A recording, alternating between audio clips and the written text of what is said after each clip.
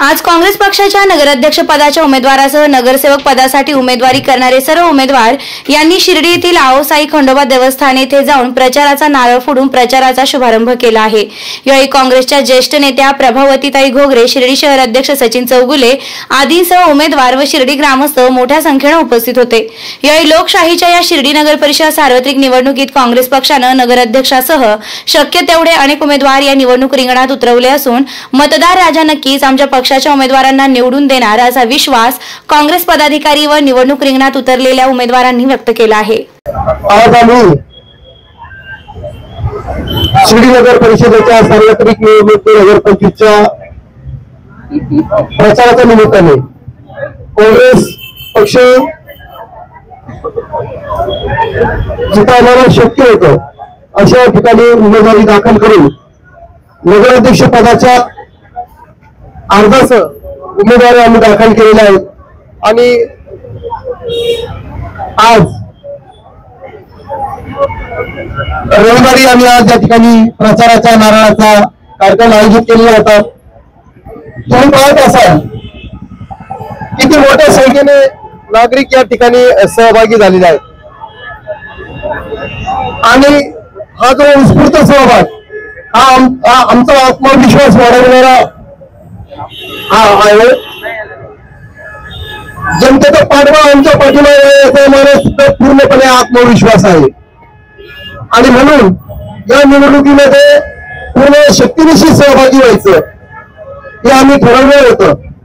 आज आम्ही आमच्या सर्व उमेदवारांसह काँग्रेस पक्षाच्या राज्याच्या सरचिटणीस प्रभावतीताई घोगरे यांच्या उपस्थित हा नारळ या ठिकाणी प्रचाराचा आम्ही फोडलेला आहे। त्यांच्या हस्ते नारळ फोडून आजच्या प्रचाराला आम्ही शुभारंभ केलेला आहे। आजच्या या प्रचार नारळाच्या निमित्ताने तालुका काँग्रेसचे अध्यक्ष पंकजी लोंढे, तालुका काँग्रेसचे उपाध्यक्ष ज्येष्ठ नेते आमचे उत्तमराव मते, त्याचबरोबर भीमशक्ती संघटनेचे सिमोनजी जगताप आणि वेगवेगळ्या संघटनांचे पदाधिकारी जे काँग्रेस सोबत समविचारी संघटना आहेत त्या संघटना आज या ठिकाणी सहभागी झालेल्या आहेत। काँग्रेसचा विचार हा सगळ्यांना सामावून घेणारा विचार आहे आणि त्यामुळे सगळ्यांसाठी एक चांगल्या प्रकारचं व्यासपीठ उपलब्ध करून द्यायचं निवडणुकीच्या निमित्ताने म्हणून आम्ही हा या ठिकाणी कार्यक्रम आयोजित केलेला होता। राज्याचे माजी महसूल मंत्री आमदार बाळासाहेब थोरात साहेब यांच्या आशीर्वादाने, त्यांच्या प्रेरणेने, त्यांचा आम्हाला जो काही पाठिंबा आहे त्या पाठिंब्याने आम्ही ही निवडणूक लढवित आहोत। जनतेचा आशीर्वाद आम्हाला आहेच आहे, परंतु हे सगळं करीत असताना आम्ही 2 दिवसापासून निवडणूक कार्यक्रमाचा जो एक टप्पा होता विड्रॉलचा, फॉर्म माघारी घेण्याचा, त्याच्या आदल्या दिवशी देखील आम्ही आपल्याशी संवाद साधलेला होता। काही लोकांनी आम्हाला म्हटलं होतं हे कमी उंचीचे लोक आहेत आणि त्यांच्याविषयी काय बोलायचं। मला त्यांना फक्त इतकं सांगायचं आहे, तुमची उंची जी काय वाढली नाही आणि ते आमच्यामुळे वाढलेली आहे ही विसरू नका तुम्ही। त्याच्यामुळे तुम्ही लोकांच्या उंच्या मोजण्यापेक्षा जे जनतेने तुम्हाला जितक्या उंचीवर नेऊन ठेवलेलं आहे त्याच्यापेक्षा झटपट ही जनता तुम्हाला खाली आणण्याचं काम करून हे आपण विसरलं नाही पाहिजे।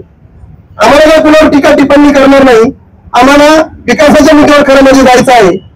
तुम्ही आमच्या उंचीविषयी बोला, तुम्ही आमच्या कर्तृत्वाविषयी बोला, तुम्ही आमच्या विषयी तुम्ही जे काही बोलतायत ना ते तुम्ही जरूर बोला, परंतु आम्ही विकासाचा मुद्दा सोडून काहीही बोलणार नाही।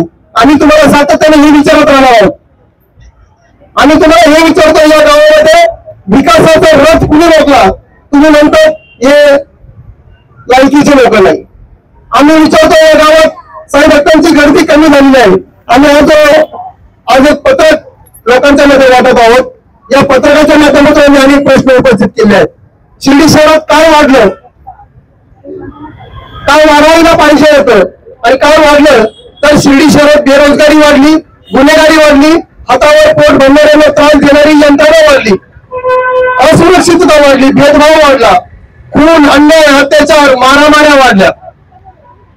या शहरातलं काय उद्ध्वस्त झालं असं आम्ही विचारत आहोत. तर या शहरातला रोजगार उद्ध्वस्त झालेला आहे, इथली बाजारपेठ उद्ध्वस्त झालेली आहे, इथली अर्थव्यवस्था उद्ध्वस्त झालेली आहे, आरोग्याची व्यवस्था उद्ध्वस्त झालेली आहे, शिक्षणाची व्यवस्था उद्ध्वस्त झालेली आहे. साहेब, भक्तांची गर्दी या ठिकाणी कमी झालेली आहे. शिर्डीचा वैभव या ठिकाणी उद्ध्वस्त होण्याच्या मार्गावर असताना तुम्ही आम्हाला म्हणता तुमची उंची काय. आणि आम्ही तुम्हाला प्रश्न विचारतो, तुम्ही आमची उंची तपासता. आम्ही विचारतो तुम्हाला, तुम्ही जे आश्वासनं दिलेली आहेत त्या आश्वासनाची पूर्तता तुम्ही केव्हा करणार आहे? काय आश्वासनं दिली होती तुम्ही? तेव्हा आम्ही इथे जाहीरपणे विचारत आहोत. प्रचार सभेचा हा जो आम्ही आज नारा या ठिकाणी फोडलेला आहे त्या निमित्ताने हे आज एवढंच आहे. अजून बोलण्यासारखं खूप आहे. मी आता पुढे बोलत राहू, आवाज उठवत राहू. आम्ही फक्त एक सांगतो, माझी मतदारांना जाहीरपणे नम्र विनंती आहे, आम्ही लढणारे लोक आहोत, आम्ही लढणारे नाही. तुम्ही आम्हाला अडवण्याचा प्रयत्न केला, आम्ही अडणार नाही. जिथे जिथे लोक चुकीचं काम करतील तिथं आम्ही लढणार आहोत. त्याच्यासाठी माझी मतदारांना जाहीरपणे विनंती आहे, नम्र विनंती आहे. आम्ही आमच्या काँग्रेसच्या वतीने जे उमेदवार दिले आहे त्यांना प्रचंड बहुमताने विजयी करा आणि तुमचा आवाज हा नगर परिषदेमध्ये पोहोचवा, जेणेकरून हे लोक जे चुकीचं काम करत आहे त्यांना ब्रेक लावण्याचं काम आम्ही त्या ठिकाणी करू, अशी मी आपल्याला नम्र विनंती करतो. नमस्कार. शिर्डीमधील नगर परिषदेच्या निवडणुकीच्या आमच्या काँग्रेस पक्षाचे जे उमेदवार आहे त्यांच्या प्रचारार्थ आज नारळ फोडण्याचा कार्यक्रम होता व प्रचाराला शुभारंभ होता. त्यासाठी मी आज शिर्डीमध्ये आलेली आहे. नगर परिषदेची निवडणूक ही तसं पाहिलं तर शिर्डीसाठी त्यांची अंतर्गत बाब आहे. शिर्डी हे शहर विकसित झालं त्याआधी त्याचं गाव पण टिकलं पाहिजे. शिर्डीमध्ये आज सगळे सांगतात भाषणांमध्ये तर शिर्डीमध्ये फार सुविधा केलेल्या आहेत. शिर्डीमध्ये सगळ्या प्रकारच्या सुविधा उपलब्ध आहे, सुखसोयी उपलब्ध आहे, पाण्याचा प्रश्न आहे, परंतु वास्तविकता तशी नाहीये. आज आम्ही ज्या वेळेस तुम्हाला सांगते पिंपरी मार्गे लोणीवरून काही भक्तगण शिर्डीला पहाटे दर्शनाला पायी निघतात, तर भीतीपोटी आता त्यांनी येणे बंद केले आहे. प्रचंड दहशत म्हणजे लुटणारे चोर परंतु तेही खूप वाढलेलं आहे. तसंच तुम्ही बघा शिर्डीमध्ये आपण प्रवेश करतो त्या तिथे इतका प्लास्टिकचा कचरा, चहाचे ग्लास, इतकं घाणेरडा तो रस्ता झालेला आहे. त्यामुळे शिर्डीमध्ये फार सुविधा आहे आणि आम्ही फार कामं केलेली आहेत हे म्हणणं अगदी चुकीचं आहे.